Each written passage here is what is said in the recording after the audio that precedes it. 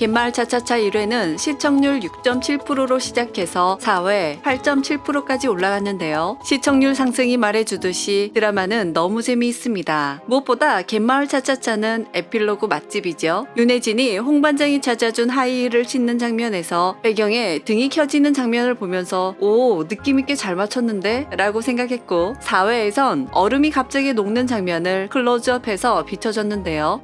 뭐지? 하고 다시 돌려보니까 그 전체적인 흐름이 보이더라고요. 그리고 5회에도 이런 연출이 나오는데 지금부터 풀어볼게요. 하이힐을 신을 때 불이 켜진 건 윤혜진의 마음에 불이 켜진다는 의미이고, 홍두식과 와인을 마시며 윤혜진은 갑자기 덥다고 하는데 두식인 바로 얼음에 손을 대고 손을 차갑게 만듭니다. 그리고 홍두식은 윤혜진의 얼굴에 얼음으로 차갑게 만든 자신의 손으로 식혀주는데 이때 얼음이 녹은 장면이 클로즈업 되죠. 이 의미는 윤혜진만 뜨거운 게 아니라 홍두식 역시도 뜨거워져 있다는 의미로 해석됩니다. 겉으로는 잘 표현하지 않는 두식이지만 자기도 모르게 후끈 달아오른 생체 리듬, 본능만큼은 제어할 수가 없었던 겁니다. 각얼음이 금세 녹아 달그락하고 떨어지는 소리와 그 연출은 두식이의 뜨거운 체온, 현재 그의 심리적, 신체적 상태를 말해주는 것 같았습니다. 5회에 윤혜진과 홍두식은 식당에서 밥을 먹고 나서는데 갑자기 비가 오는데요. 홍두식은 윤혜진의 손을 잡고 바닷가로 뛰어가는데 배경이 정말 그림같이 예뻤습니다. 비를 피하려고 작은 우산이나마 쓰려는 혜진과 그깟 비 조금 피하는 것보다 흠뻑 젖는 게 낫다고 하는 두식. 막상 비를 흠뻑 맞은 윤혜진은 말과는 다르게 썩 나쁘지 않음을 느꼈고 그렇게 노는 게 마냥 즐거운 두식입니다. 매사에 자기 기준과 선이 명확해 깐깐해 보이는 서울 아가씨 윤혜진은 누구와도 벽 없이 동네 일이라면 팔 걷어붙이는